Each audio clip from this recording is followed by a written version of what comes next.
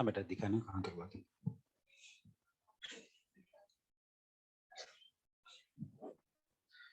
तो प्रोटीन में कुछ पॉइंट हम लोगों ने कंप्लीट कर लिया था, है ना। अब इस प्रोटीन में कुछ और पॉइंट अपने को डिस्कस करना था, जैसे कि अगर हम बात करें classification of amino acid on the basis of number of amino और कार्बोक्सिलिक ग्रुप, तो आप बोलते हो acidic amino acid, basic amino acid और न्यूट्रल अमाइनो एसिड। तो हेडिंग लगाते हैं classification of amino acid. Classification of amino acid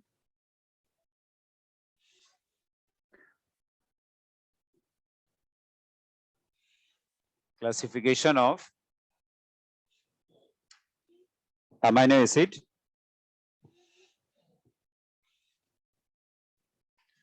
classification of amino acid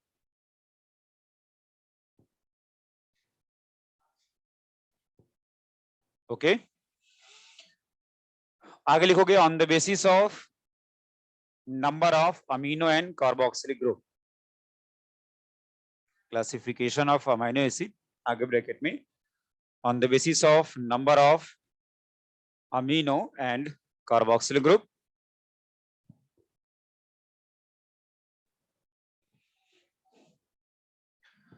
first है एसिडिक अमीनो एसिड।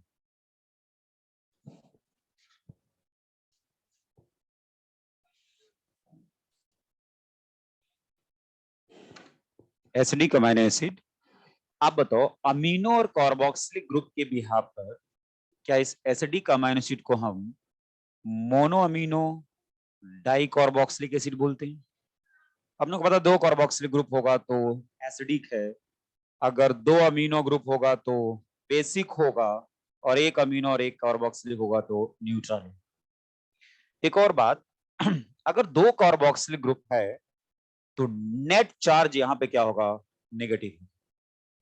और यहाँ पे अगर दो अमीनो ग्रुप होगा तो नेट चार्ज पॉजिटिव होगा, सही है। और अगर न्यूट्रल की बात करें, एक अमीनो और एक कार्बोक्सिलिक ग्रुप, तो नेट चार्ज 0 होगा। और याद होगा बोलते हो ज्यूटर आयन के फॉर्म में प्रेजेंट होता है।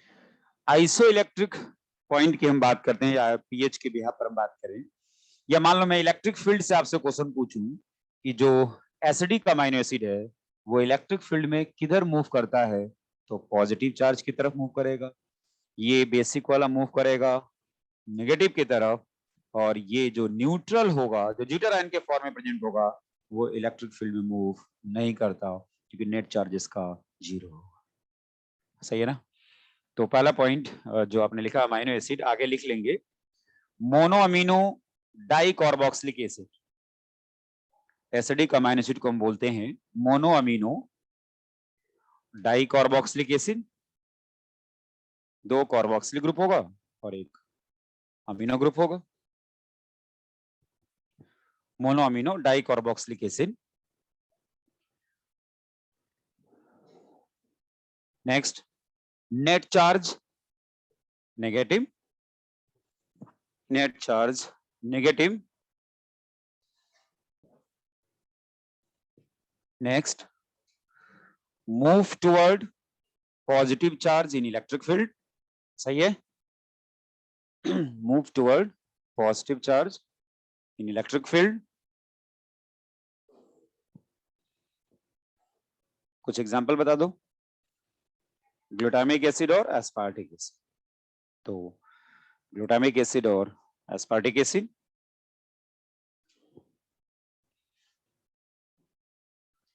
Glutamic acid and aspartic acid. Next, basic amino acid, basic amino acid.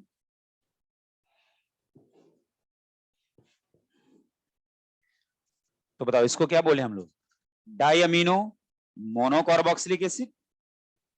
तो इसमें लिखते हैं di amino mono carboxylic acid, di amino mono carboxylic acid.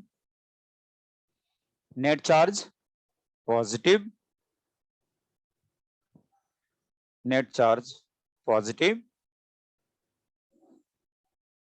Next, move toward negative charge in electric field. move towards negative charge in electric field. कुछ example, arginine, lysine और histidine. Arginine, lysine and histidine.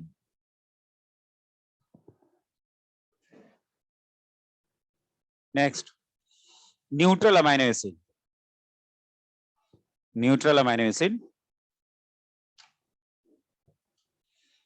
तो इसको क्या बोलने वाले हैं? Monoamino, monocarboxylic acid, monoamino, monocarboxylic acid,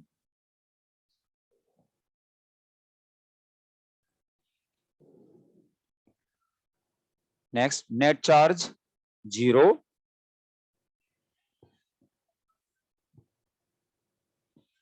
क्या भी लिख सकते हैं? Present in the form of ड्यूटराइन, present in the form of ड्यूटराइन,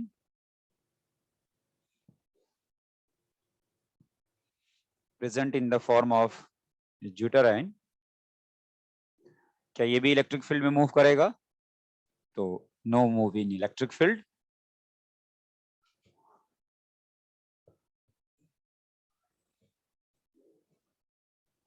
example बताओ. रेस्ट 15, सही है ना भाई? आपने 2 तो बोल दिया एसिडिक, 3 बोल गया बेसिक, तो टोटल 20 में से कितने हो गए? 5 तो यहाँ हो गए, बाकी बचे कितने? 15. अरे 20 अमाइनो एसिड टोटल था ना, प्रोटीन सिंथेसिस में हम पढ़ते थे. तो रेस्ट 15 जो होगा वो न्यूट्रल अमाइनो एसिड में आएगा. ठीक है. अब इसके बाद आप याद होगा, आपने सुना होगा primary protein, secondary protein, tertiary और क्वार्टरनरी. जब हमने एंजाइम की बात की थी तो याद होगा मैंने बोला था कि मोस्टली प्रोटीन या एंजाइम की बात करें तो किस फॉर्म में प्रेजेंट होता है? टर्शियरी. जिसमें डिफरेंट फोल्डिंग्स बनते हैं तो पॉकेट डेवलप होता है जिससे बनता है एक्टिव साइट. हालांकि मैंने बोला था ये कहानी क्वार्टरनरी स्ट्रक्चर में भी होता है, एक्टिव साइट वहां भी होता है, लेकिन मैक्सिमम प्रोटीन या एंजाइम किस फॉर्म में प्रेजेंट होते हैं? टर्शियरी. तो प्राइमरी, सेकेंडरी, टर्शियरी या क्वार्टरनरी ये प्रोटीन का स्ट्रक्चर है या उसका कॉन्फ़िगरेशन है. अब उसकी बात करेंगे. जैसे आपसे पूछा जाता है कि कैराटीन किसका एग्जाम्पल है, फाइब्रोइन किसका एग्जाम्पल है, हीमोग्लोबिन किसका एग्जाम्पल, मतलब प्राइमरी स्ट्रक्चर को रिप्रेजेंट करा. टर्शियरी का ऐसे क्वेश्चन आपसे पूछे जाते हैं. ये डिफरेंट पॉइंट अपने को डिस्कस करना है. लगाएंगे हम लोग कॉन्फ़िगरेशन ऑफ प्रोटीन या स्ट्रक्चर ऑफ प्रोटीन. कॉन्फ़िगरेशन या स्ट्रक्चर ऑफ प्रोटीन.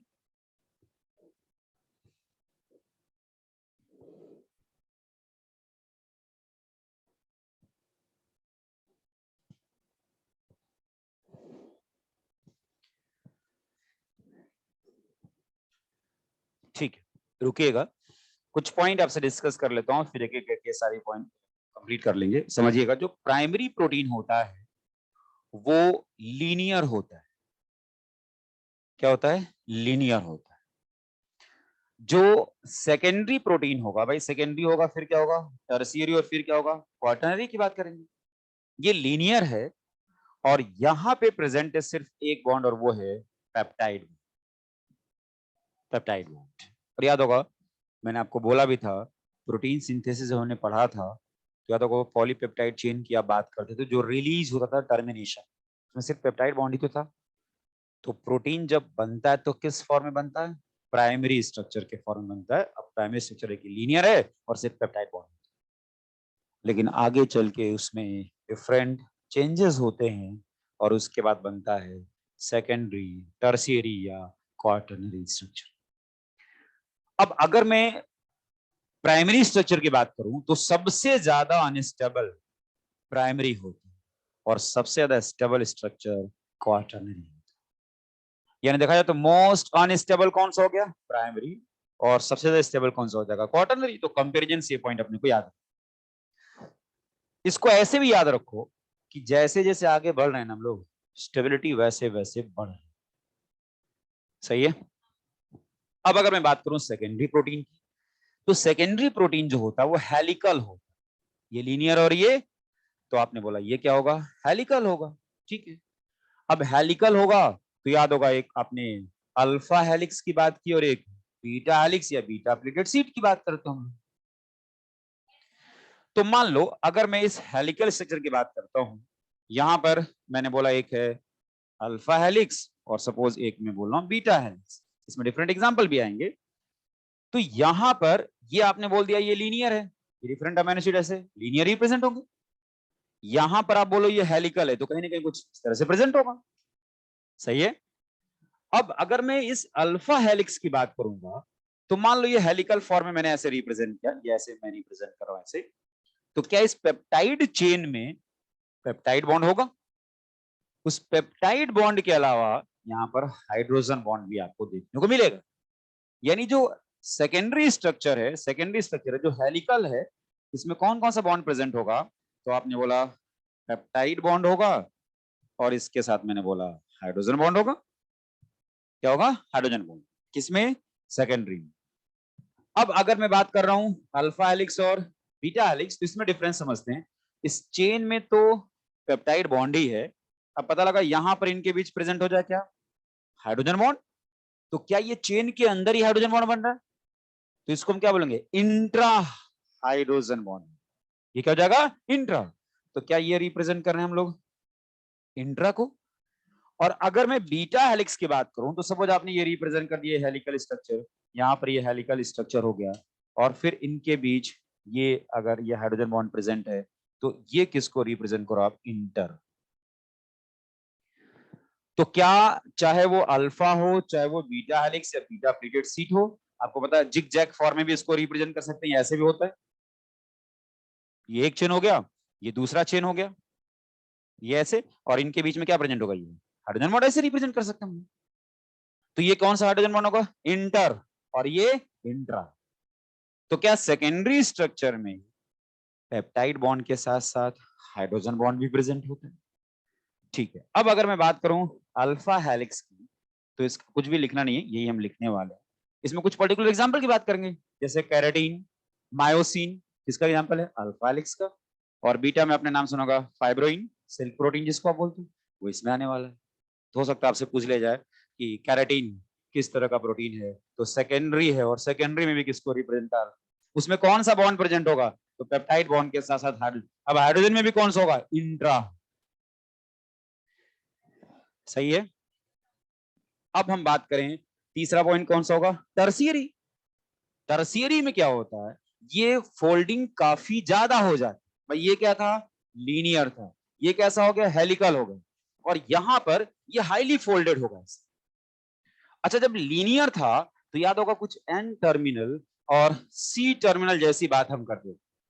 मैंने बोला था कि अगर पॉलीपेप्टाइड चेन को हम लाइन से रिप्रेजेंट करते हैं तो left hand side N terminal और इधर सी टर्मिनल। ये सारी बातें पहले हो चुकी। जो टर्सियरी होता है वो हाईली फोल्डेड स्ट्रक्चर होता है, तो डेफिनेटली यहां भी ये एन होगा और कहीं ना कहीं, लेकिन हाईली फोल्डेड है, और फोल्डेड होने की वजह से इसका अपीयरेंस कैसा होता है? ग्लोब्यूलर। कैसा? ग्लोब्यूलर अपीयरेंस होता है, जो आपने यहाँ पे रिप्रेजेंट किया है। और मोस्टली प्रोटीन एंड एंजाइम इसी फॉर्म को रिप्रेजेंट करते हैं, टर्शियरी स्ट्रक्चर को।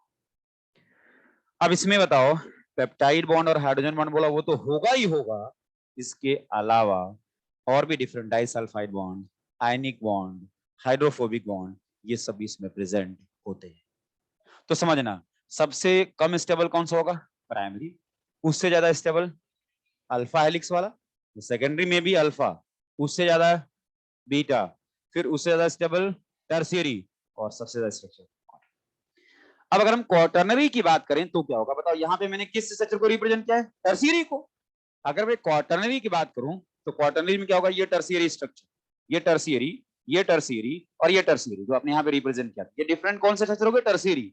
और ये डिफरेंट टर्शियरी अगर एक दूसरे से डिफरेंट बॉन्ड से जुड़ जाएं तो ये रिप्रेजेंट करेगा क्वार्टरनरी को। यानी यहां पर केवल एक ही पॉलीपेप्टाइड चेन है जो हाईली फोल्डेड है, और यहां पर वहां पर ऐसे कई सारी जो टर्शियरी स्ट्रक्चर वाली पॉलीपेप्टाइड चेन है, वैसे कई सारी पॉलीपेप्टाइड चेन दूसरे से जुड़ करके क्वाटर्नरी स्ट्रक्चर का फॉर्मेशन करते हैं। ये पॉलीपेप्टाइड चेन डिफरेंट जो आपने यहाँ पे रिप्रेजेंट किया टर्शियरी फॉर्म में, ये कौन सा स्ट्रक्चर है? टर्शियरी स्ट्रक्चर है, ये जो डिफरेंट आपने पॉलीपेप्टाइड चेन को रिप्रेजेंट किया है, ये डिफरेंट पॉलीपेप्टाइड सेम भी हो सकता है और डिफरेंट भी हो सकता है।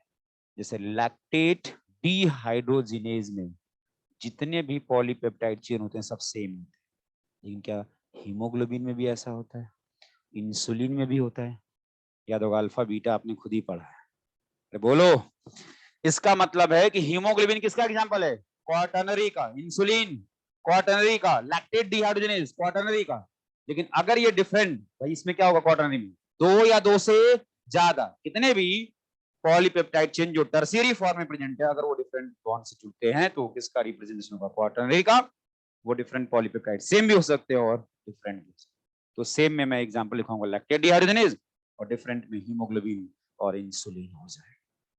तो क्वेश्चन का फॉर्मेट इंसुलिन किस स्ट्रक्चर को रिप्रेजेंट करता है? Haemoglobin, myosin, alpha helix, keratin, alpha helix, fibroin, beta helix, ऐसे क्वेश्चन है। और किसमें कौन सा बॉन्ड प्रेजेंट है ये क्वेश्चन है। तो शुरुआत में पेप्टाइड है, यहाँ पर पेप्टाइड के साथ हाइड्रोजन बॉन्ड है, यहाँ पे पेप्टाइड हाइड्रोजन के साथ साथ कुछ और भी बॉन्ड हो गए, और वो सारे बॉन्ड फिर कहाँ पे प्रेजेंट होंगे? क्वाटरनरी में भी। मोर स्टेबल और सबसे लेस स्टेबल कौन सा होगा? लिख सकते हैं। जो प्रोटीन बना वो किस फॉर्म में बनता है? प्राइमरी के, और उसी में डिफरेंट मॉडिफिकेशन से वो सेकेंडरी, टर्शियरी या क्वार्टर। हाईली फोल्डेड जो है, ग्लोब्यूलर अपीयरेंस दिखाता है कौन? टर्शियरी। हेलिकल फॉर्म में कौन है? सेकेंडरी। और लीनियर फॉर्म में होता है, लिख लें। तो प्राइमरी प्रोटीन में पहला पॉइंट यही आपने लिखा, और यही से क्वेश्चन है। लीनियर होता है और केवल क्या प्रेजेंट होगा? पेप्टाइड। तो लीनियर और पेप्टाइड बॉन्ड, और ये रिप्रेजेंटेशन जो मैंने देखा है ये लीनियर में एन और सी। फिर से बताऊं क्या?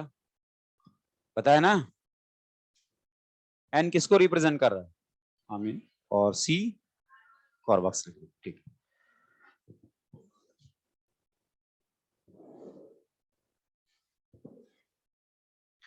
नेक्स्ट आ जाइए, secondary structure. Secondary secondary structure की बात करें, बताओ क्या होगा? हेलिकल होगा, अरे बोलो, पेप्टाइड बॉन्ड होगा, और इसके साथ हाइड्रोजन बॉन्ड। तो लिखेंगे सेकेंडरी में helical structure, peptide bond and hydrogen bond present.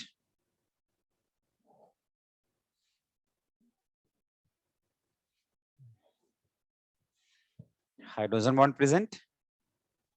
इसके टाइप की बात करेंगे, सेकेंडरी में ही इसके टाइप की बात करें। टाइप, तो टाइप में एक क्या है? Alpha helix.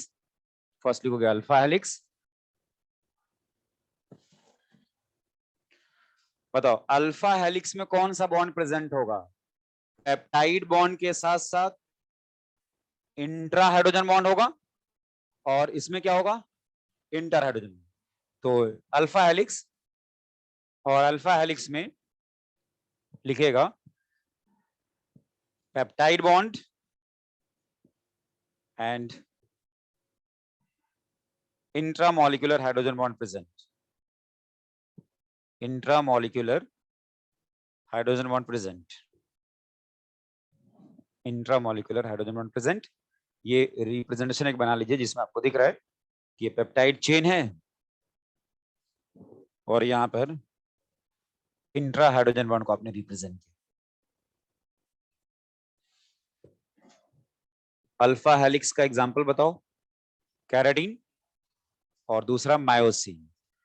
तो अल्फा हेलिक्स में एग्जांपल लिखोगे कैराटीन और मायोसिन।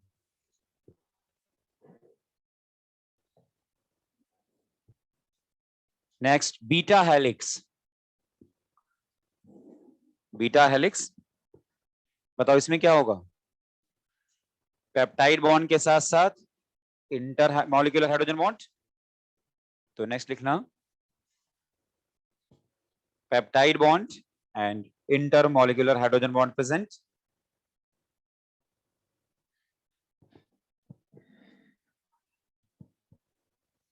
इसमें एग्जांपल बताओ। फाइब्रोइन, जिसको क्या हम सिल्क प्रोटीन भी बोलते हैं। तो नेक्स्ट एग्जांपल इसमें फाइब्रोइन, आगे ब्रैकेट में silk protein, silk protein, silk protein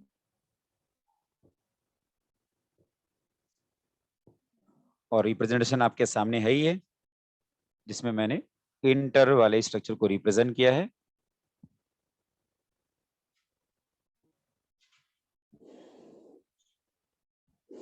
ठीक है, हो गया complete. Next tertiary structure. Tertiary की बात करें, क्या ये हाईली फोल्डेड है और अपीयरेंस कैसा होगा? ग्लोब्यूलर। तो नेक्स्ट होगा highly folded globular appearance, highly folded globular appearance. Next, most of the protein present in most of the protein and enzyme, present in most of the protein and enzyme, most of the protein and enzyme।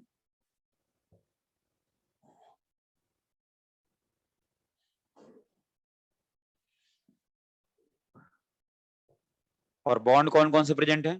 Peptide bond, hydrogen bond, disulphide bond, hydrophobic bond, ionic bond, peptide bond, hydrogen bond, disulphide bond, hydrophobic bond, ionic bond, ये different present है। और कुछ इस तरह से ये highly folded globular appearance में ये टर्शियरी स्ट्रक्चर को रिप्रेजेंट करेंगे।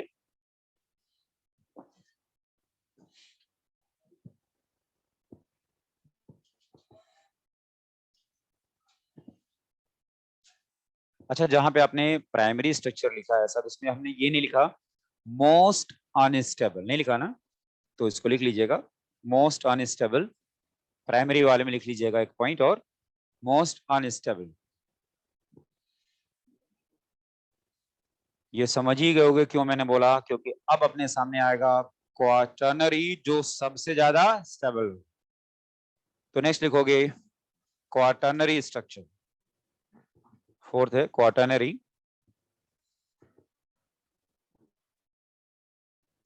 क्या हो जाएगा क्वाटर्नरी में? क्या इसमें टू या टू से ज्यादा टर्शियरी फॉर्म में जो पॉलीपेप्टाइड होंगे वो एक दूसरे से डिफरेंट बॉन्ड से जुड़ेंगे? इसमें भी फोल्डिंग तो होगी, जब टर्शियरी जुड़ा तो फोल्डिंग तो यहां भी है। और सबसे ज्यादा स्टेबल बोला जाए तो कौन सा होगा? क्वाटर्नरी। तो लिख लीजिएगा क्या, मोस्ट स्टेबल, सबसे ज्यादा स्टेबल है ये। नेक्स्ट, टू और more than two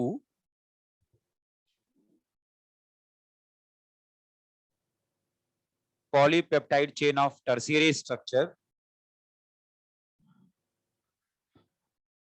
polypeptide chain of tertiary structure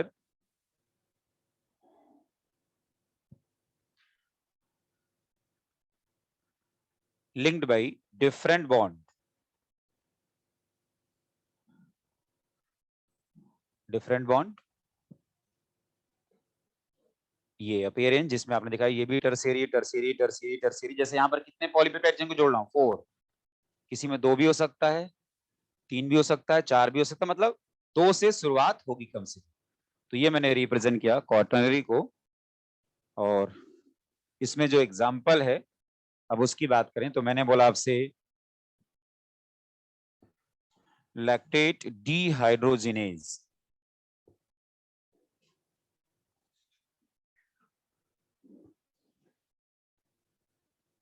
next है हीमोग्लोबिन,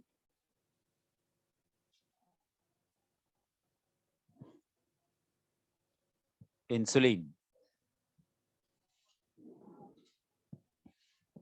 तो लैक्टेट डीहाइड्रोजिनेज, हीमोग्लोबिन और इंसुलिन। बताओ इन तीनों में डिफरेंस क्या है? तो यहां पर क्या आगे हम लिख सकते हैं कि जो पेप्टाइड बॉन्ड होंगे वो जो पेप्टाइड चेन होगा वो सेम होगा, और यहाँ पे पेप्टाइड चेन दोनों में क्या है, डिफरेंट है।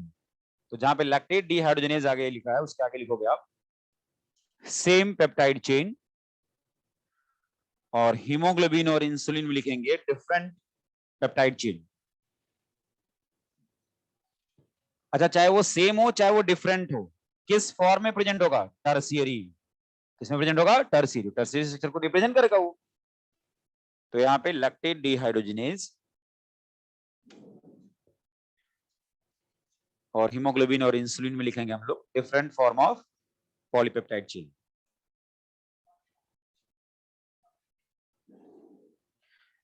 तो कुछ क्वेश्चन पूछता हूं, इसका जवाब देना। सबसे ज्यादा स्टेबल स्ट्रक्चर क्वार्टनरी और सबसे कम स्टेबल, उससे ज्यादा स्टेबल सेकेंडरी, सेकेंडरी में अल्फा हेलिक्स, फिर उससे ज्यादा बीटा, फिर टर्शियरी और फाइनली क्वार्टनरी सबसे ज्यादा स्टेबल। कैराटिन किसका एग्जांपल है, सेकेंडरी का। सेकेंडरी में भी मायोसिन अल्फा हेलिक्स और fibroin beta helix secondary structure है, ठीक है। मोस्टली प्रोटीन और एंजाइम किस फॉर्म में प्रेजेंट है, टर्शियरी में प्रेजेंट है।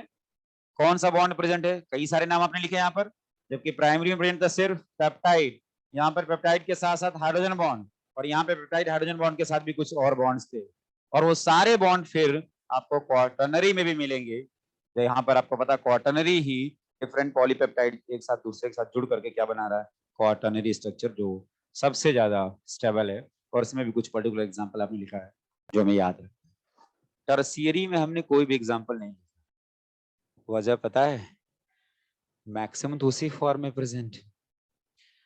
प्राइमरी आपको पता है अनस्टेबल है, तो बनते ही उसमें कन्फॉर्मेशनल चेंजेस शुरू हो जाता है। तो प्राइमरी से क्वेश्चन पूछा जाता है कि जब प्रोटीन सिंथेसिस में प्रोटीन बनता है तो किस फॉर्म में प्रेजेंट होता है, बोलते हो प्राइमरी। सही है। अब इसके बाद लिखोगे type of protein. Type of protein, type of protein,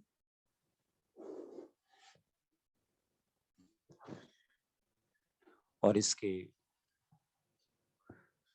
type में एक तरफ बात हो रही है सिंपल प्रोटीन और दूसरी तरफ है कंपाउंड या कंजुगेटेड प्रोटीन। सिंपल प्रोटीन में केवल प्रोटीन पार्ट होगा,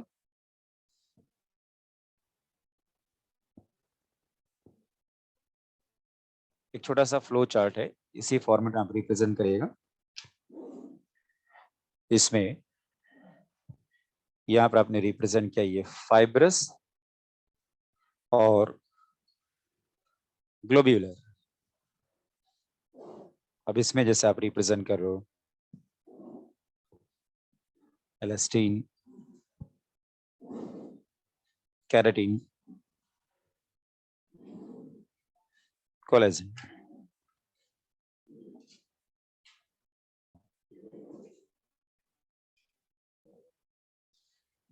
प्रोटीन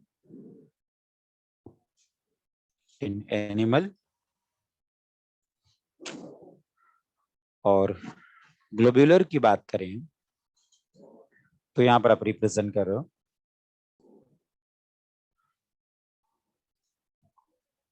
ग्लोबिन, हिस्टोन,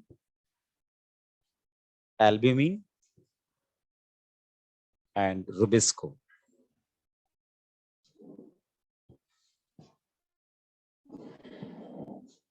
कंपाउंड में जिसमें प्रोटीन पार्ट के साथ साथ नॉन प्रोटीन पार्ट भी प्रेजेंट है, जैसे आपने बोला न्यूक्लियोप्रोटीन, ग्लाइकोप्रोटीन, मेटालोप्रोटीन, प्रोमोप्रोटीन,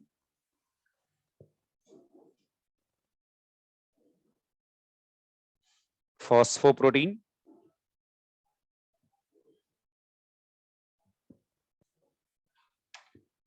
अब इसमें जैसे आपने रिप्रेजेंट कर दिया हीमोग्लोबिन, और फॉस्फोप्रोटीन में केसिन, मिल्क प्रोटीन।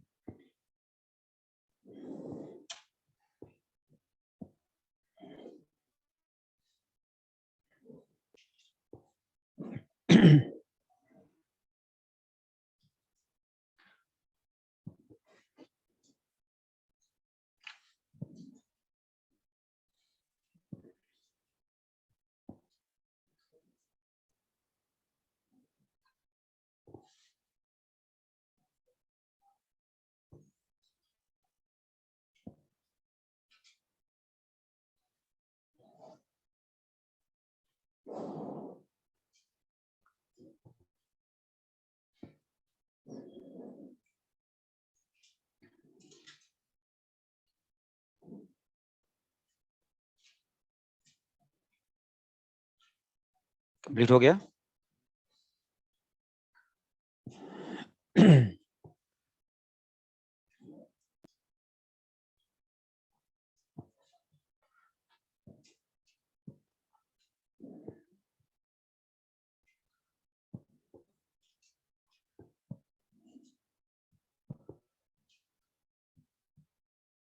अगर हम प्रोटीन के डिफरेंट टाइप की बात कर रहे हैं तो आपने इधर बोला क्या, सिंपल प्रोटीन, और वहां पे क्या बोलो, कंपाउंड या conjugated protein.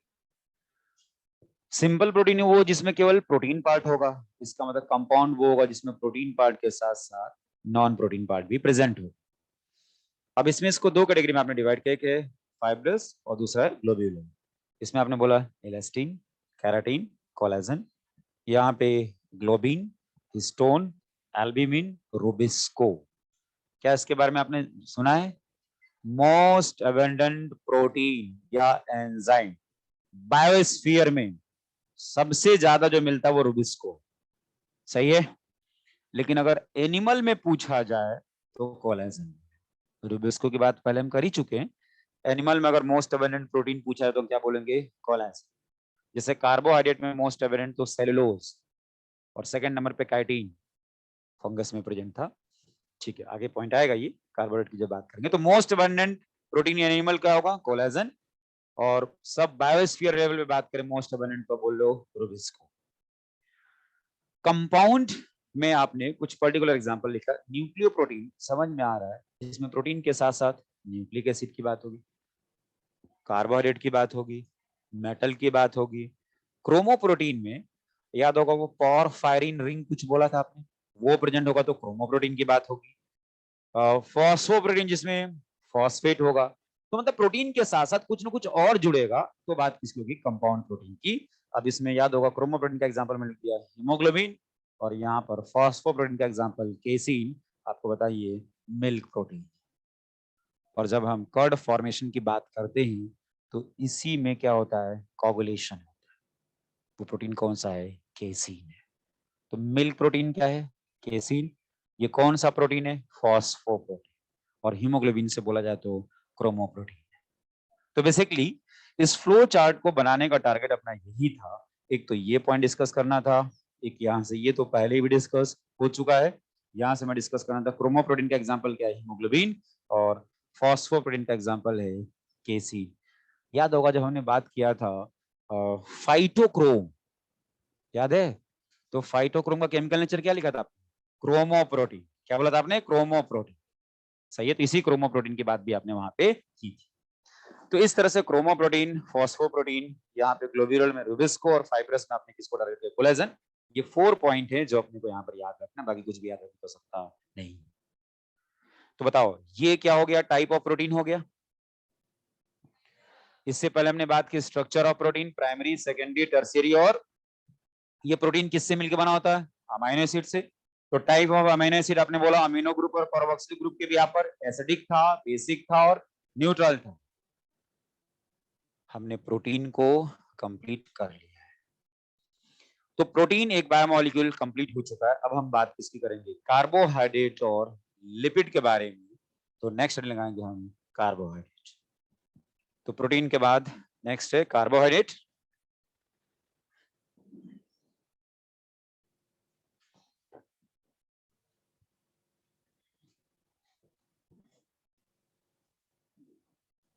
Carbohydrate maximum energy क्या फैट में था? रेस्पिरेशन में आपने बोला था मैक्सिमम एनर्जी फैट में, यानी लिपिड की बात करेंगे। लेकिन मेन सोर्स ऑफ एनर्जी कौन है? कार्बोहाइड्रेट। क्योंकि आपको पता है आसानी से कौन टूटता है? कार्बोहाइड्रेट। तो कार्बोहाइड्रेट पहला point, main source of energy, main source of energy. Next, क्या इसको हम बोल सकते हैं पॉलीहाइड्रोक्सी एल्डिहाइड और कीटोन?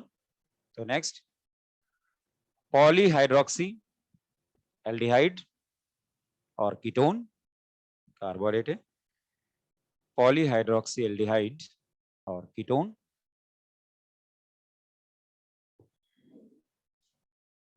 और अब इसके टाइप की बात करते हैं। टाइप ऑफ कार्बोहाइड्रेट,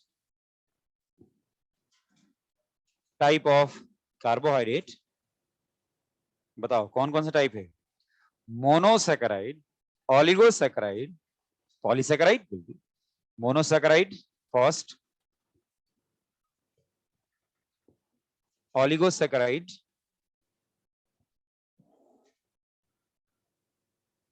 क्या ऑलिगोसैकेराइड का मतलब है 2 to 10 मोनोसैकेराइड एक दूसरे से किस बॉन्ड से जुड़ेगा? ग्लाइकोसिडिक बॉन्ड से। तो बात किसकी? ऑलिगोसैकेराइड की। अब हमें ऑलिगो में मेनली टारगेट किसको करना है? डाइसैकेराइड। हमें टारगेट किसको करना है? डाई। तो जहां पे अपने ऑलिगोसैकेराइड लिखा, क्या आगे ब्रैकेट में लिख लिया डाइसैकेराइड, क्योंकि हमें टारगेट किसको करना है? डाइसैकेराइड। तो ऑलिगोसैकेराइड ब्रैकेट में डाइसैकेराइड, और फिर लिखोगे आप पॉलीसैकेराइड, पॉलीसैकेराइड।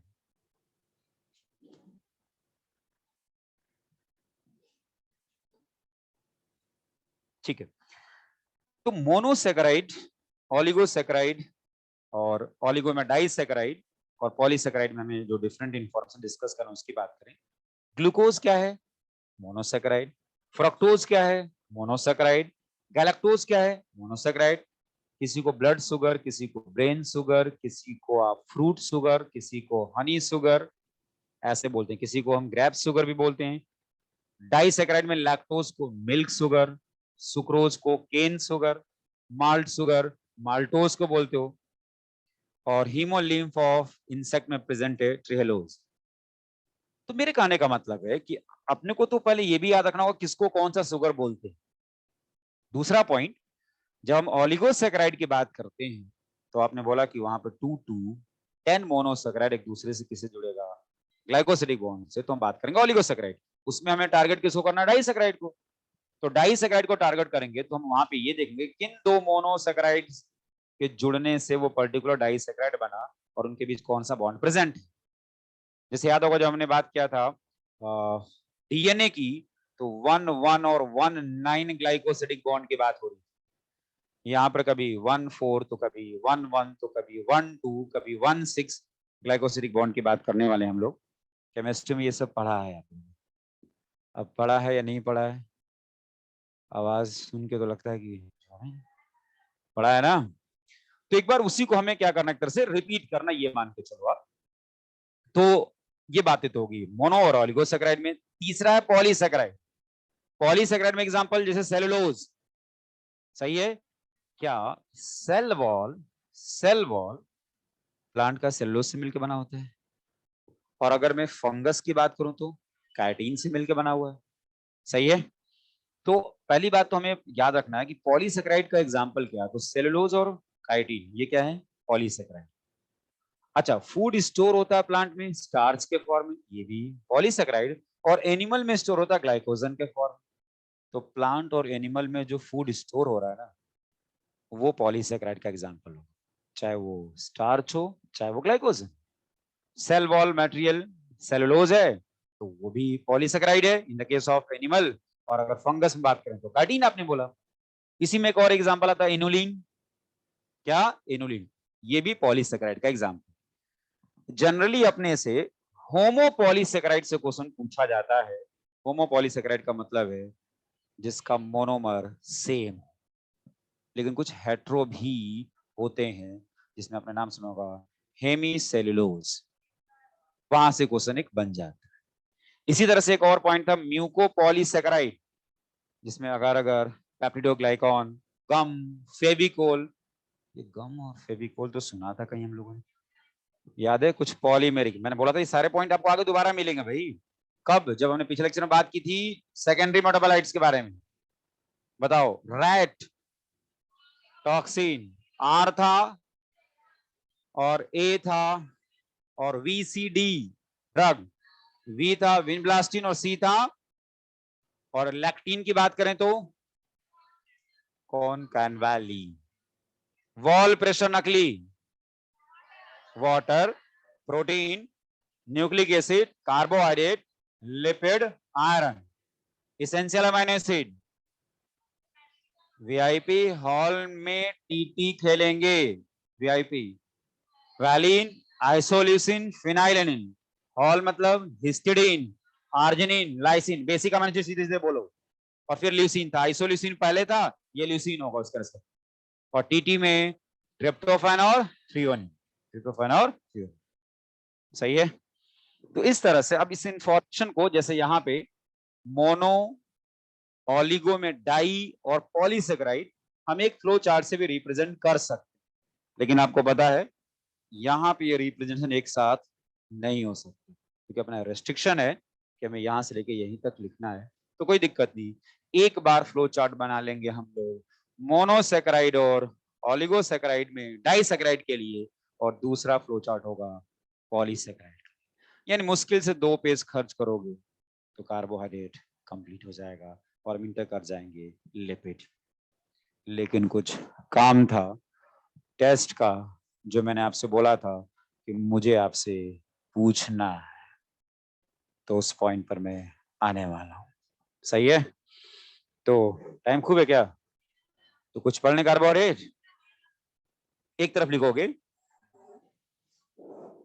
आराम से, अपना ही टाइम है ना, कोई जगह थोड़ा ज्यादा भी लगेगा टाइम तो क्या फर्क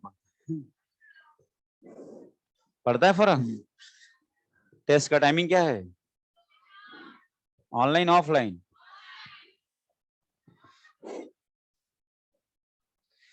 तब तो सुबह 5 बजे भी हो जाए तो कोई फर्क नहीं।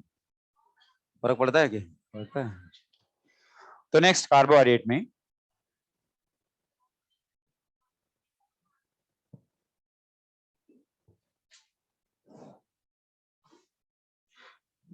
एक तरफ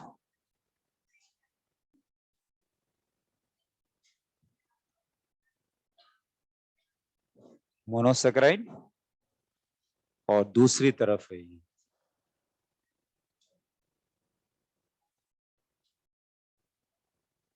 डाइसेकेराइड।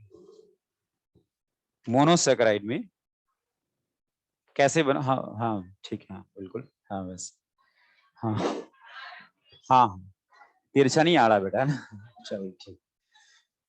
तो मोनोसेकेराइड, और इसमें जो डिफरेंट पॉइंट है वो डिस्कस करें।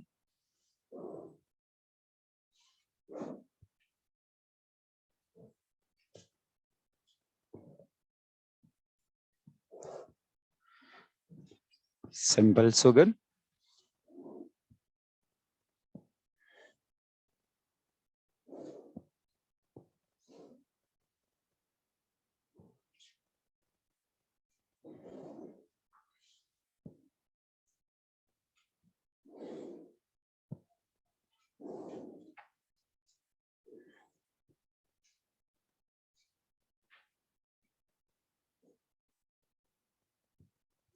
present in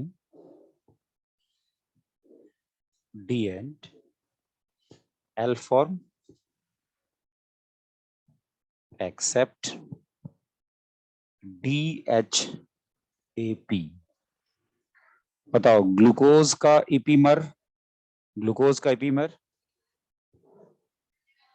हाँ गैलेक्टोज और मैनोज किस पोजीशन पे था? पोजीशन नंबर 2 और पोजीशन नंबर 4। एनोमर मतलब अगर फर्स्ट पोजीशन पे चेंज हो रहा है तो एनोमर, और फर्स्ट को छोड़कर बाकी किसी पे हुआ तो इपीमर। जानते हो ना? अब यहाँ पे अगर इसके टाइप को टारगेट करें तो इसमें आप रिप्रेजेंट कर रहे हो ट्राइयोज टेट्रोज, पेंटोज और हेक्सोज। और इसमें हमें टारगेट करना है हेक्सोज को। इस हेक्सोज में जैसे आप यहाँ पे रिप्रेजेंट करो, ये है ब्लड शुगर, या इसी को आप ग्रेप शुगर भी बोलते हैं। नेक्स्ट है ग्लूकोज के बाद गैलेक्टोज, इसको आप बोलते हो ब्रेन शुगर। नेक्स्ट है फ्रक्टोज, ये आप रिप्रेजेंट कर रहे हो fruit sugar.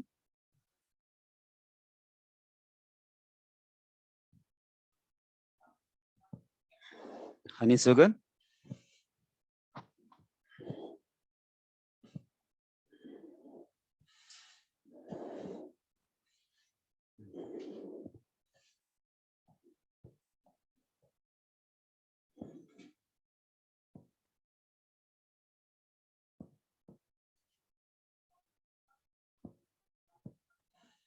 Natural sweetest sugar fructose है। डाइसैकेराइड की बात करें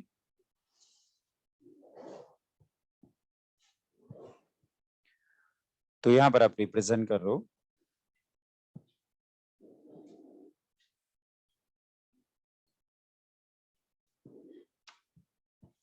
ये है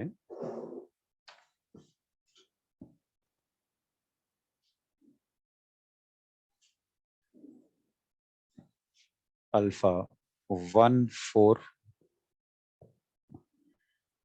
ग्लाइकोसिडिक बॉन्ड, और इसमें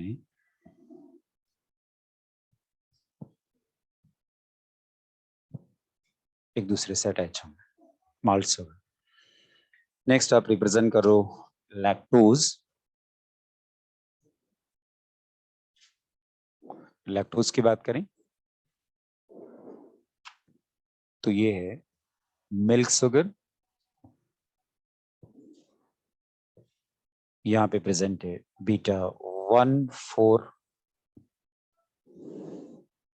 ग्लाइकोसिडिक बॉन्ड, और ये मिलके बना होता है plus galactose.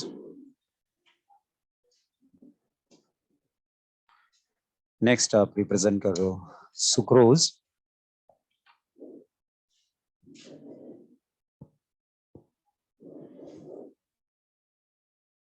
Cane sugar,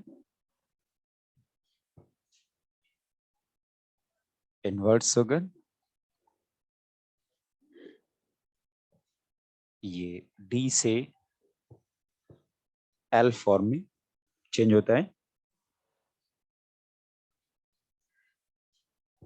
hydrolyse solution में। नेक्स्ट है यहां पर है 1,2 ग्लाइकोसिडिक बॉन्ड, यहां पर alpha D glucose plus beta D fructose, जिसमें ये पैरेनोज और ये फ्यूरेनोज के फॉर्म में जुड़ता है। 1,2 ग्लाइकोसिडिक, फिर आप रिप्रेजेंट कर रहे हो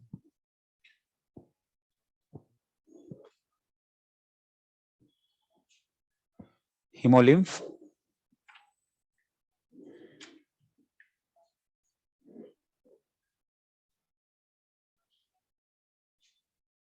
ट्रेलोज,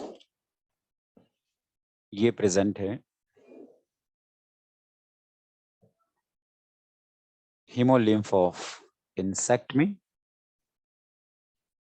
1,1 ग्लाइकोसिडिक,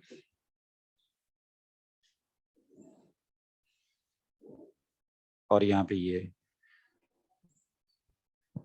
प्लस अल्फा ग्लूकोज ये जुड़ा हुआ है।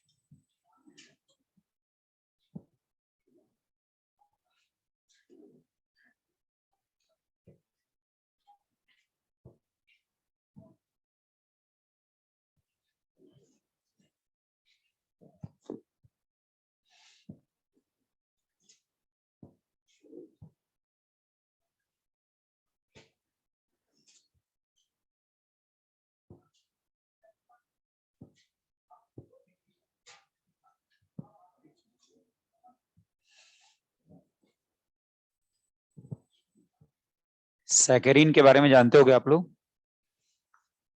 अगर आपसे बोला जाए नेचुरल स्वीटेस्ट शुगर तो आप किसके साथ जाते हो? फ्रक्टोज। रुकिएगा, कार्बोहाइड्रेट की बात कर रहे हैं और उसमें हमने बात की कि मोनोसैकेराइड और ऑलिगोसैकेराइड में मेनली डाइसैकेराइड को टारगेट किया। इसमें आपने बोला ये क्या है? सिंपल शुगर, रिड्यूसिंग शुगर है। वैसे भी आपको पता है कि नॉन रिड्यूसिंग कौन होता है? पॉलीसैकेराइड, और डाइसैकेराइड में होता है सुक्रोज। बाकी सब क्या है? रिड्यूसिंग। जितने भी मोनोसैकेराइड हैं क्या वो डी और एल फॉर्म में प्रेजेंट होते हैं? Except DHAP। और आपको पता है इसका रीजन क्या है? वो कायरल कार्बन, जानते हो। फिर आपने बोला अगर इसके टाइप की बात करें तो आपने बोला ट्राइओज, टेट्रोज, पेंटोज और हेक्सोज, और अपने लिए टारगेट किसको करना था? हेक्सोज। क्या राइबोज शुगर याद होगा? पेंटोज था राइबोज शुगर। अब हेक्सोज में हमने बात किसकी कर ली? ग्लूकोज, गैलेक्टोज और फ्रक्टोज। इसको हम क्या बोलते हैं?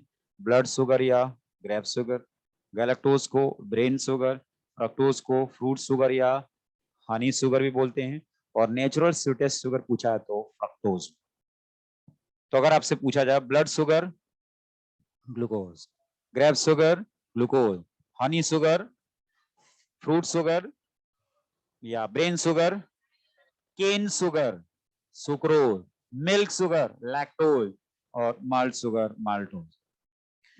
अगर इसकी हम बात करें, जैसे मान लो अगर मैं बात करूं डाइसैकेराइड में, उसकी अगर मैं बात करूं, याद होगा हम कॉर्न को जब बॉयल करते हैं, टेम्परेचर दे करके इसको बॉयल करते हैं, तो उसके बाद ये इसका जो सोल्यूशन हम बनाते हैं, मतलब सूप की बात करें, वो मीठा होता है। ऐसा क्या हो जाता है जिसकी वजह से मीठा हो जाता है? तो आपको पता है इसमें क्या प्रेजेंट है? ये माल्टोज प्रेजेंट है। और जो उसको आप गर्म करते हो, सोल्यूशन या सूप फॉर्मेशन की बात कर रहे हो, तो इसमें वो टूटता है किसमें? ग्लूकोज और ग्लूकोज में, और इसकी वजह से वो मीठा लगने लगता है। यानी डाइसैकेराइड टूट करके कन्वर्ट किसमें हो जाएगा? मोनोसैकेराइड। और ये किन दो मोनोसैकेराइड से मिलकर बना होता है? आपको पता है ग्लूकोज और ग्लूकोज से मिलकर बना। तो माल्टोज को माल्ट शुगर बोलेंगे। इसमें कौन सा बॉन्ड प्रेजेंट होगा? अल्फा 1,4 ग्लाइकोसिडिक, और 2 अल्फा ग्लूकोज के बीच में यहाँ पर ये बॉन्ड प्रेजेंट हो। लैक्टोज की बात करें, वैसे भी डाइसैकेराइड है तो 2 मोनोसैकेराइड जुड़ने वाले हैं। कौन कौन से जुड़ेंगे वो भी याद रखना होगा आपको। इसको हम क्या बोलेंगे? Milk sugar, beta 1,4 glycosidic bond, यहाँ पे बीटा ग्लूकोज और दूसरा बीटा गैलेक्टोज। फिर अगर हम सुक्रोज की बात करें, आपने क्या बोला? Cane sugar. ये भी आपको पता है इसको हम बोलते हैं इनवर्ट शुगर। क्यों? क्योंकि ये डेक्स्ट्रो से लीवो, डी और एल इसी को रिप्रेजेंट कर रहा है। ये चेंज हो जाता है अगर हम इसको हाइड्रोलाइज करें, यानी इसको लिक्विड में डालें, इसको सोल्यूशन बनाएं, तो डी से चेंज किस में हो जाता है, एल फॉर्म में, इसीलिए इसको हम बोलते हैं क्या, इनवर्स शुगर। फिर आपने बोला इसमें बॉन्ड कौन सा प्रेजेंट होगा, 1,2 ग्लाइकोसिडिक बॉन्ड। और याद होगा सुक्रोज किससे मिलकर बना हो, जनरली हम बोलते हैं ग्लूकोज और फ्रक्टोज से। तो आपने बोला यहाँ पे प्रेजेंट है अल्फा डी ग्लूकोज और यहाँ पे है बीटा डी फ्रक्टोज। अब आपने रिप्रेजेंट किया, यहाँ पे जो ग्लूकोज होगा वो पायरेनोज के फॉर्म में होगा, यानी 6 मेंबर की बात हो रही, और यहाँ पर ये 5 मेंबर रिंग की बात। एक और पॉइंट, क्या ये नॉन रिड्यूसिंग शुगर है, तो सुक्रोज क्या है, नॉन रिड्यूसिंग शुगर हो गया। फिर आपने किसकी बात कर ली, ट्रियोलोज। तो हीमोलिम्फ ऑफ इंसेक्ट में क्या प्रेजेंट है, ट्रियोलोज। ये 1,1 ग्लाइकोसिडिक बॉन्ड को रिप्रेजेंट कर रहा है, और इसमें 2 अल्फा ग्लूकोज है जिनके बीच ये बॉन्ड प्रेजेंट होगा। तो बताओ, ट्रिहेलोज, सुक्रोज, ये आपने बोला लैक्टोज और माल्टोज, क्या ये सब ओलिगोसैकेराइड के एग्जांपल थे। ओलिगो में मेनली हमने टारगेट किसको किया, डाइसैकेराइड। तो बताओ, ग्लूकोज और फ्रक्टोज मिलकर के क्या बना रहे हैं, सुक्रोज। ग्लूकोज और लैक्टोज मिलके क्या बना रहे हैं, ग्लूकोज, सॉरी, हाँ, ग्लूकोज और गैलेक्टोज मिलके क्या बनाएंगे, लैक्टोज। 2 ग्लूकोज मॉलिक्यूल मिलके बना रहा है माल्टोज, लेकिन बॉन्ड का पोजीशन अलग अलग है, यहाँ पर है 1,4 तो वहां पर 1,1। Brain sugar, galactose, blood sugar, grape sugar, fruit sugar, milk sugar, malt sugar, cane sugar. अच्छा, नॉर्मली जो हम शुगर यूज करते हैं क्या होता है, केन शुगर, सुक्रोज ही है ना। तो देखा जाए तो यहाँ पर अपने बात किसी कर ली, कार्बोहाइड्रेट में मोनोसेकेराइड और डाइसेकेराइड, इसमें से बताओ नॉन रिड्यूसिंग कौन है, सुक्रोज। और जैसे नेक्स्ट फ्लो चार्ट हम बनाएंगे पॉलीसेकेराइड, तो शायद पॉलीसेकेराइड में ऊपर ही लिख देते हैं नॉन रिड्यूसिंग होता है, सही है ना। और टेस्ट में भी मीठा नहीं होता है, इसलिए जब शुगर टर्म हम यूज करते हैं ना, तो शुगर, याद होगा आपने लिखा था माइक्रो मॉलिक्यूल में शुगर की बात की थी, वो शुगर क्या है, या तो मोनोसेकेराइड होगा या तो डाइसेकेराइड होगा। ओलिगोसेकेराइड में भी कौन सा, डाइसेकेराइड होगा, उसको हम शुगर बोलेंगे। पॉलीसेकेराइड को हम शुगर नहीं बोलते, क्योंकि वो टेस्ट में मीठा नहीं होता। और जितने भी होंगे सब क्या होंगे, नॉन रिड्यूसिंग। सही है, क्या ये कंप्लीट हो गया, क्या हुआ,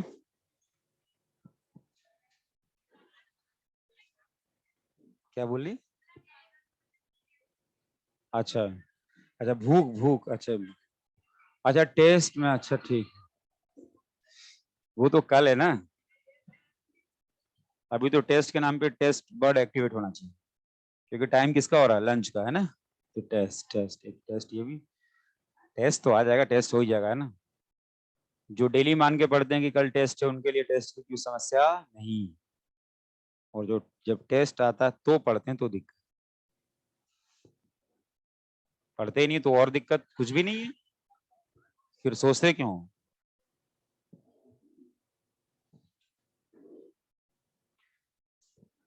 कंप्लीट, आराम आराम से बनाओ, कोई दिक्कत, पूछ के ही मानूंगा, है ना।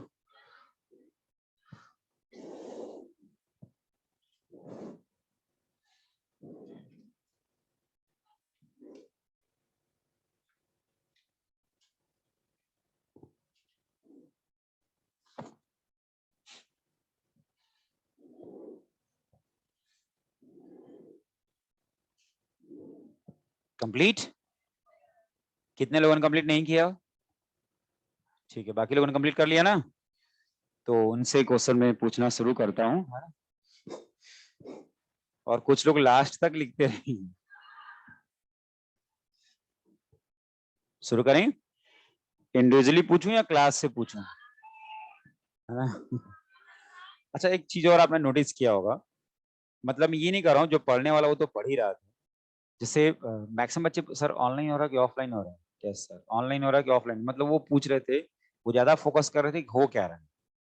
अच्छा, जैसे ही पता चला ऑनलाइन है, तो ये मान के चलो कि 10% कम से कम टेस्ट को लेकर के जो सीरियसनेस था आपका कम तो हुआ ही, पढ़ने वाले बच्चे का भी कम हुआ, क्योंकि आप रिलैक्स मोड में आए तो घर पे ही थे, है ना। इससे नुकसान है, फायदा नहीं है बेटा शायद। अगली बार से नहीं होगा। क्यों हो रहा है? हो सकता है जो अभी संडे को लॉकडाउन हो रहा है इसलिए हो रहा है ना। आगे से फिर वही मोड आएगा, क्योंकि 31 के बाद सब कुछ फिर ओपन हो रहा है ना, वीकेंड। तो फिर लौट के तो उसी पे आना, वही मोड है जो। और शायद ये पहली बार हो रहा है जब मैं पूछ रहा हूँ क्वेश्चन, तो आप जब मैं बोल रहा हूँ क्वेश्चन पूछूंगा तो कुछ लोग तो सोच रहे हैं अरे सर क्यों पूछ रहे हैं, तो इससे पहले कभी नहीं होता था। आप बोलते सर हाँ पूछना है सर, ये कर। ये ऑनलाइन का इफेक्ट है। समझ में आ रही बात? चलो तो ठीक है, मैं क्लास से पूछता हूँ, ध्यान देना बेटा। वो डोर बंद कर, ताकि वो बगल वाली क्लास डिस्टर्ब ना हो, है ना। पहले से डिसाइड बेटा, है ना, पहले से डिसाइड। प्री रिक्वेस्ट का मतलब होता है पहले से डिसाइड। अच्छा देखो इसमें वो कुछ डाउट उधर से था। उसमें बोला सर इंडिविजुअली पूछो वहां से यार। तो जब वो ऑनलाइन है तो इंडिविजुअली बोल रहा है। जब क्लास में था तो वो फिर बोलता था नहीं क्लास से ही पूछो, है ना। कोई नहीं, तो नाम तो पढ़ ही लेते हैं ना।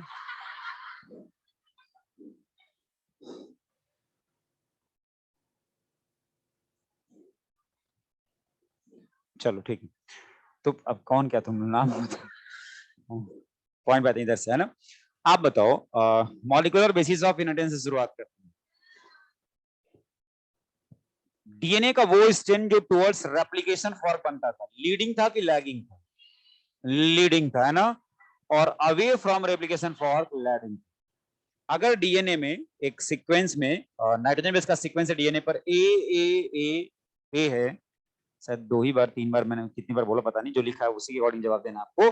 अगर डीएनए के स्ट्रैंड पर ए है तो बताओ एमआरएनए पर सीक्वेंस क्या होगा? एमआरएनए पर सीक्वेंस क्या होगा? एक डीएनए पे स्ट्रैंड पर ये सीक्वेंस गिवन है तो एमआरएनए। अभी 5 to 3 खोज रहे हो आप? मैंने क्या बोला था? कुछ भी नहीं दिया है तो टेम्पलेट। तो क्या होगा? You you you you. और अगर मैं बोल दूं कि डीएनए में यहां पर ये सीक्वेंस है 3-2-5 तो सीक्वेंस क्या होगा? यही होगा, क्योंकि तब भी टेम्पलेट ही है।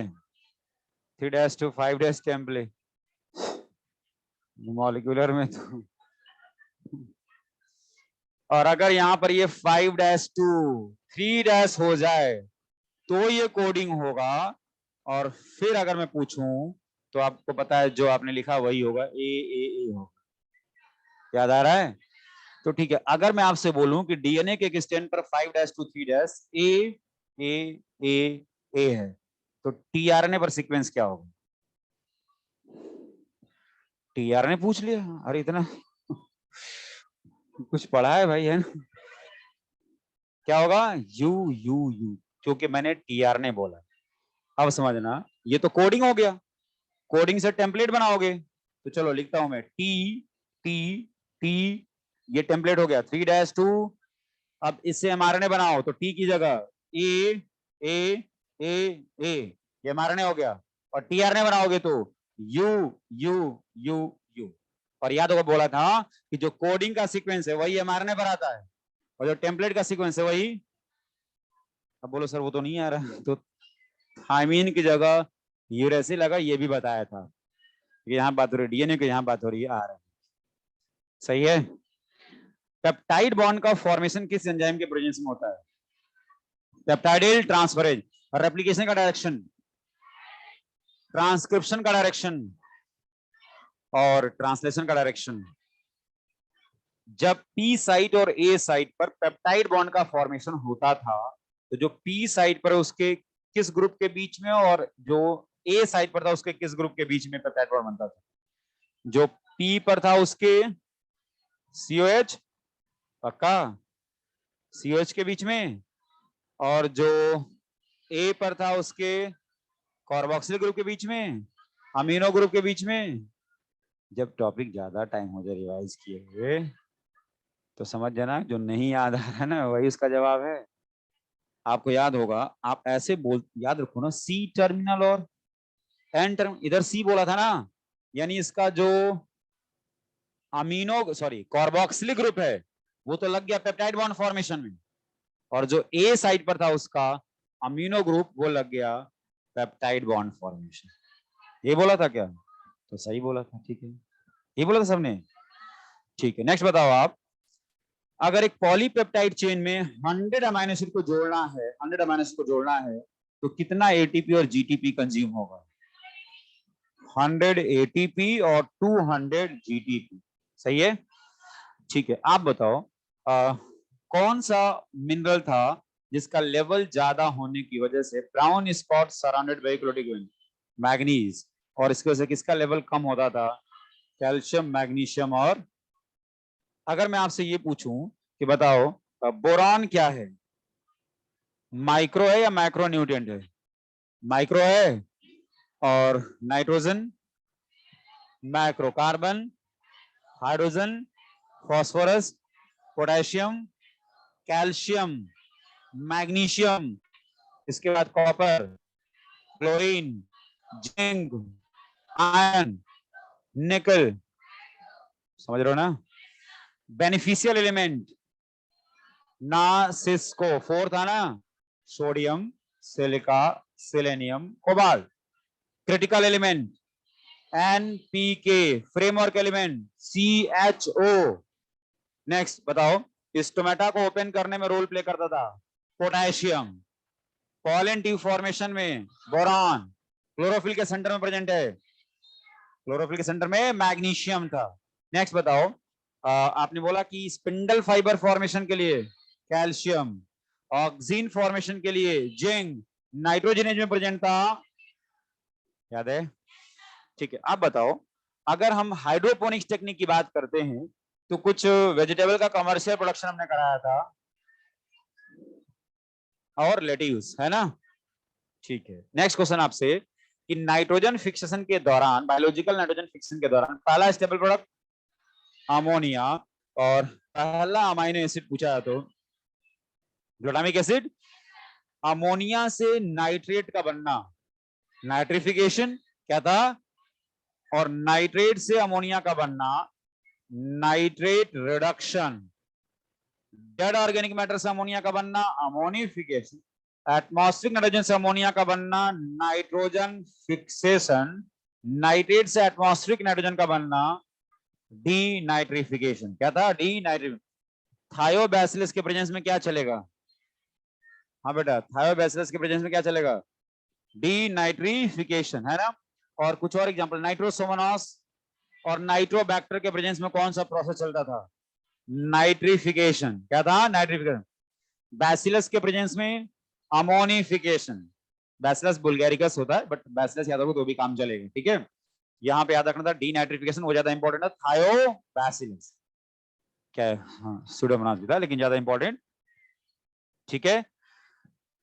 आप बताओ, मैंने आपसे बोला कि एक सेल है जो प्लाज्मोलाइज्ड है, क्या प्लाज्मोलाइज्ड सेल में जो ओपी होता है वो डीपीडी के बराबर होता है? नहीं होगा, ठीक है। एक फ्लैसिड सेल में जो ओपी होगा क्या वो डीपीडी के बराबर होगा? क्योंकि फ्लैसिड में टर्गर प्रेशर 0 होगा, तो जो ओपी होगा वही डीपीडी होगा, पढ़ा था ना। और अगर क्या, अगर एक फुल्ली टर्जिड सेल है तो उसमें डीपीडी 0 होगा, क्योंकि ओपी और टीपी बराबर होगा। एक नॉर्मल सेल में क्या ओपी हमेशा टीपी से ज्यादा होता है? अगर एक कंटेनर में हमने वाटर को लिया है और उसमें हम सॉल्यूट ऐड करते जाएं, सॉल्यूट ऐड करते जाएं, तो सॉलिड पोटेंशियल फ्री एनर्जी के भी यहाँ पे सॉल्यूट पढ़ेंगे। अगर एक कंटेनर में हम सॉल्यूट ऐड करते जाएं तो सॉलिड पोटेंशियल कम होगा, और अगर पूछूं ऑस्मोटिक पोटेंशियल तो भी कम होगा, क्योंकि सॉल्यूट पोटेंशियल का ही दूसरा नाम ऑस्मोटिक पोटेंशियल था, साई एस या साई ओ बोला था। अगर ऑस्मोटिक प्रेशर बोलूं तो बढ़े। अरे बोलो, कुछ तो सोच रहे क्या बोल रहे हैं सर? अरे एक्सप्रेशन समझ में आ रहा है? पढ़ाया था ना मैंने, क्या बोला?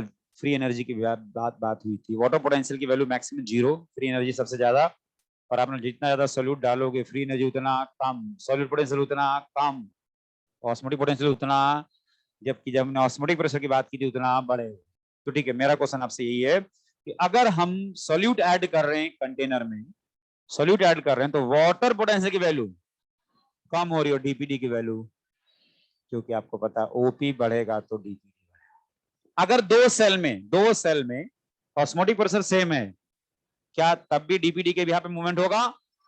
High turgor pressure to low turgor pressure या low turgor pressure to high turgor pressure? High turgor pressure to low turgor pressure. Attraction between similar molecule और डिफरेंट मॉलिक्यूल के बीच में हो, क्या बोलेंगे? एडिशन।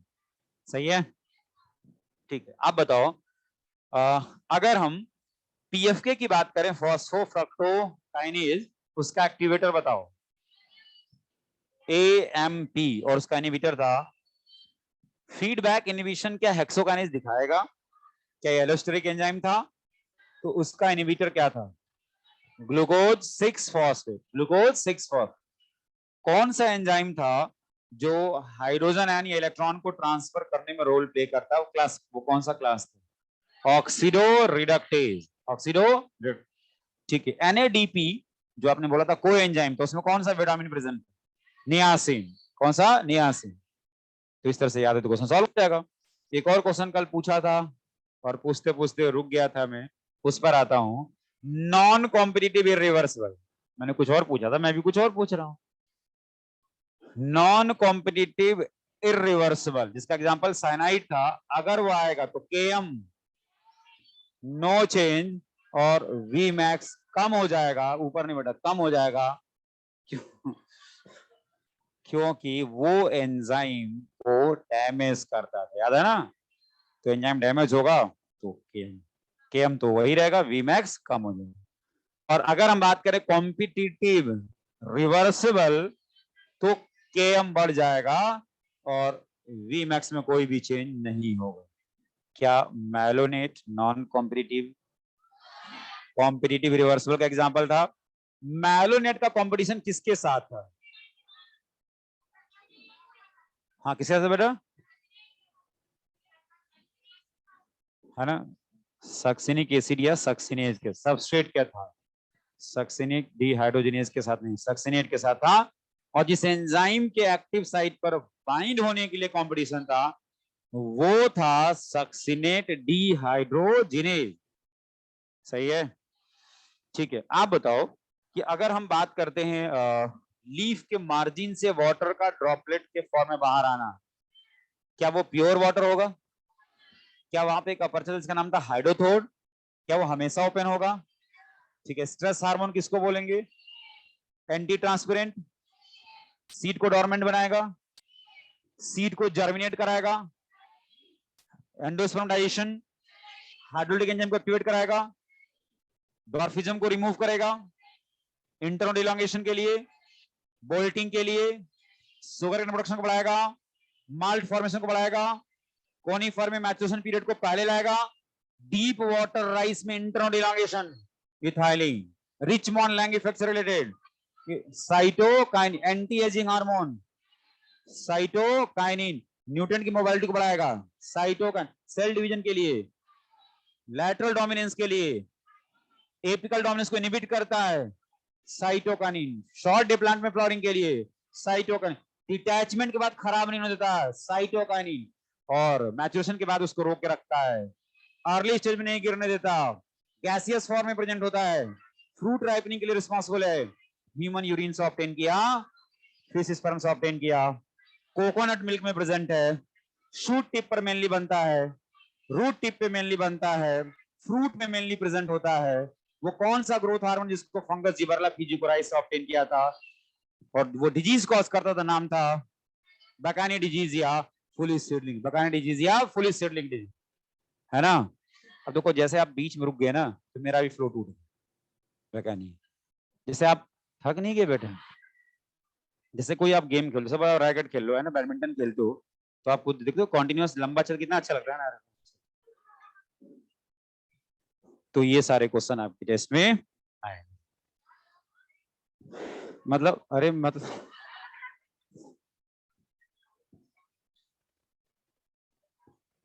ओके